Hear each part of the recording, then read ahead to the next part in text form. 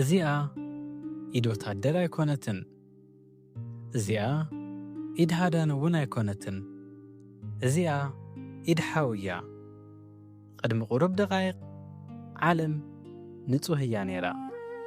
ቅድሚቲ ደም ምፍሳሱ እቲ ሓመድ ንጹህ እዩ ነይሩ። ዝፈሰሰ ደም ኣይጠዓመን ነይሩ። ምኽንያቱ ሞት እንታይ ምዃኑ ስለ ዘይፈልጥ። ሞት ዝብል ቃል ኣብ ስነ ቃላት ሰብ ኣይነበረን። መቓብር ኣይነበረን። ሓመድ ኣዝርእትና ሰማይን ጥራይ እዩ ነይሩ። ኣብዛ ህሞት እዚኣ ግን እቲ ሓመድ ነቲ ሓድሽን ዝተኸልኸለን ደም ሰብ ጠዓመ። እቲ ዝተሰማዓ ስቕታ ሰላም ዘይኾነስ ስምባደ እምበር ሓጢኣት ነቲ ዝተኸልኸለ ፍረ ሒዙ ናብ ገነት ኤደን ከም ዝኣተወ ይነግረና። እዚ ድማ ዘይምእዛዝ እዩ ነይሩ። እዚ ግን ሞትን ሲኦልን ናብ ምድሪ ዘምጽአ ፍጻሜ እዩ። ኣዳምን ሔዋንን ካብ ገነት ምስ ተባረሩ ትርጉም መከራ ተማሂሮም እዮም። ናይቲ ዝተሰበረ ዓለም ስቕታ ንጉስን ንግስትን እዮም ነይሮም። ኣብዚ ቃልሲ መከራ ግን ሓድሽ ምዕራፍ ተጀመረ። ሔዋን ወለደት። ናይ ወዲ ሰብ ኩሉ በኹሪ ቃኤል ሆነ። ሽዑ እቲ ንእሽቶ ሓዉ ኣቤል ተወልደ። ዓመታት ሓለፈ፣ ዓብዮም። ቃኤል ናብታ ምድሪ ጠመተ።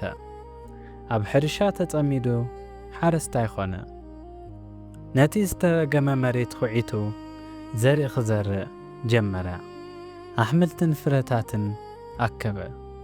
ዕሾኻ ሚካኤላ መርገም ኣዳም ናይ ቃኤል መዓልታዊ ክውንነት።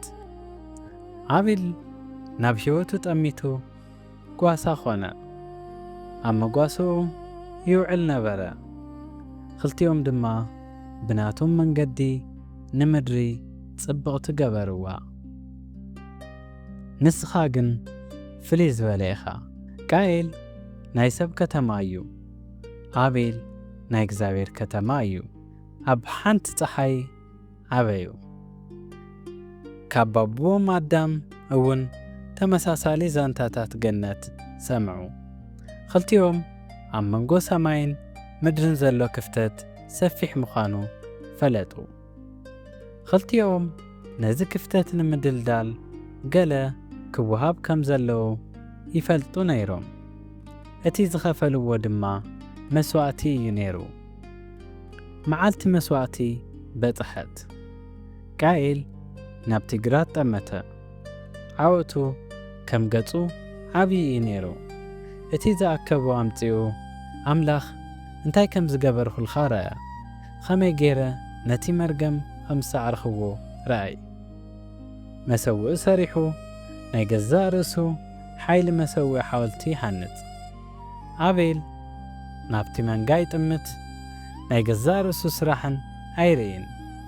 ንሱ ድማ ኣምላኽ ዝሃቦ ሕይወት እቲ ዝሰብሐን በኹሪ ገንሸልን ይቕርብ። ካብ ርጉም መሬት ፍረ ኸውርድ ከም ዘይኽእል ይፈልጥ እዩ። ደም ከምጽእ ኣለዎ። መተካእታ ሒዙ ክመጽእ ኣለዎ። ሕይወት ንሕይወት ኣምፂኡ ናብ መሰውኢ ይኸይድ። ክልተ መሰውኢ፣ ክልተ መስዋዕቲ ደም፣ ሓደ ኣምላኽ። ኣምላኽ ድማ ናብ ኣቤልን መስዋዕቱን ጠመተ። ንሱ ግና ናብ ቃኤልን መስዋዕቱን ኣይጠመተን። ቃኤል ውርደት ተሰምዖ። ንሱ በርቲዑ ሰሪሑ ግን ሸለል ተባሂሉ። እዚ ናይ ስብራት ነጥቢ። እዚ ውርደት ናብ ሕርቃን ዝተቐየረሉ ጊዜ እዩ። ኣዒንቱ ኣዝየን ተቖጢዐን፣ ገጹ ጸልመተ። ስለ ምንታይ እዩ ክሳብ ክንድዚ ነቲ ድኹም? ኣምላኽ ድማ ስለ ምንታይ ትሓዝን? ስለ ምንታይ ገጽኻ ጸልሚቱ? ጽቡቕ እንተ ጌርኻ ገጽኻ ኣይበርህን? ጽቡቕ እንተዘይጌርካ ግን ሓጢኣት ኣብ ኣፍ ደገ ተደፊኡ ኣሎ። ድሌታ ንዓኻ እዩ፣ ግን ክትገዝኣ ኣለካ። ኣብዚ ግዜ ቃኤል ኣብ ውሽጡ ዘሎ ኣውያት እምበር ድምፂ ኣምላኽ ኣይሰምዐን። ኣምላኽ ኣየፍቅረካን እዩ። ኣምላኽ ንቃኤል የዋርዶ። ኣቤል በኹርነት ሰሪቑ ኣቤል እንተዘይሃልዩ ኣምላኽ መርፀካ እዩ። ምኽንያቱ ንስኻ ጥራይ ኢኻ ክትተርፍ። እዚ ትኪ መስዋዕቲ ትኪ ቕንኢ ኣብ ኣፍ ልቢ ቃኤል ዝነድድ ዘሎ። ቃኤል ይሓስብ ኣሎ። ንመጀመርታ ቅትለት ይሓስብ ኣሎ። ንኣቤል ግን ካብ ወለዱ ከርሕቖ የድልዮ። ካብቲ መስዋዕቲ ዝግበረሉ ቦታ ኣርሕቖ። ካብ ኣዕንቲ እግዚኣብሔር ዘርሕቖ መሰሎ። ንሓዉ ኣቤል ንዓ ናብ መዳ ንውፃእ በሎ። እቲ ግራት ናይ ቃኤል እዩ ነይሮ። ኣቤል ምስ ሓዉ ክዛረብ ዙርያኡ እናጠመተ ደው በለ። ቃኤል ግን ነቲ መቕተሊ መሳርሒኡን ዝኾነ እምነ ኣልዒሉ ቀተሎ። ደም ኣቤል ኣብ መሬት ተነጸገ። ምድሪ ዘርኢ ክትቕበል፣ ዝናብ ክትቕበል፣ ብርሃን ክትቕበል እያ ተፈጢራ። ደም ሕይወት ሰብ ክትቕበል ግን ኣይትፈጠረትን። ቃኤል ንዙርያኡ ጠመተ። መሰኻኽር ኣይነበረን። ኣብኡ ዝነበሩ ነገራት ሰማይን መሬትን ጥራይ ምዃኑ ገመተ። ኣብ ልዕሊ እቲ ጨርቁ ኣእዳው ደረዘ። ነቲ ደም ብሓመድ ክሽፍኖ ፈተነ። ሕጂ ኣነ ጥራይ እየ ዝተረፍኩ በለ። ሓደ ነገር ግን ረስዐ። ድምፂ ደም ይጓዓዝ፣ ደም ይዛረብ። ኣምላኽ ድማ ንቃኤል በሎ፣ ኣቤል ሓውኻ ኣበይ ኣሎ? እግዚኣብሔር ናይ መወዳእታ ዕድል ይህቦ ኣሎ። ክናዘዝ ዕድል፣ ምሕረት ክልምን ዕድል። ትዕቢት ቃኤል ግን ንልዑል እግዚኣብሔር የላግጸሉ። ኣነ ኣይፈልጥን፣ ሓላዊ ሓዊ ድየ፣ ሓላዊ ድየ፣ ሓረስታይ እምበር ጓሳ ኣይኮንኩን። ድምፂ ደም ሓወይ ካብ ምድሪ ንዓይ ይጭድር። እዚ ኣብ መጽሓፍ ቅዱስ ደም ንመጀመርታ ግዜ ዝዛረበሉ እዩ። ብቓላት ዘይኾነስ ብምስክርነት። ኣምላኽ ድማ ንቃኤል ከምዚ በሎ፣ ኣብ መሬት ቆብላልን ዘይረብሕን ክትኾን ኢኻ። ምድሪ ድሕሪ ኸዚ ሓይላይ ክትበካን እያ። እዚ ንቃኤል ናይ ሞት ሞት እዩ። ኣምላኹን ምድሩን ኣንጻሩ እዮም። ዳግማይ ግራቱ ኣይክሓርስን እዩ። ዘርኢ እንተዘሪኡ ፍረ ይህቦን እዩ። መንነቱ ተገፊፉ ኣሎ። ኣዒንቱ ናብ ኣምላኽ ገበረ። ሓጢኣተይ ካብቲ ክጻወሮ ዝኽእል ይዓቢ። እነሆ ሎሚ ካብ ገጽ ምድሪ ሰጒግኻኒ፣ ካብ ቅድሜኻ ክሕባእ እየ። ኣብ ምድሪ ሃዳሚን ኰላን ክኾን እየ። ዝረኸበኒ ክቐትለኒ እዩ። ቅትለት ንዓለም ከም ዘፍለጣ ይፈልጥ እዩ። ዓለም ኣንጻሩ ክትጥቀመሉ ምዃና ድማ ይርዳእ ነበረ። ኣምላኽ ድማ ስለዚ ንቃኤል ዝቐተለ 7 እጥፊ ሕነ ይፈዲ በለ። እግዚኣብሔር ኣብ ልዕሊ ቃኤል ምልክት ኣንቢሩሉ ዝረኸቦ ሰብ ከይቐትሎ። እቲ ቀዳማይ ቀታሊ ጸጋ ዝረኸበ ስለ ዝግብኦ ወይ ስለ ዝሓተቶ ዘይኾነስ ፍትሒ ኣምላኽ ካብ ምሕረቱ ፈጺሙ ስለ ዘይወፅእ እዩ።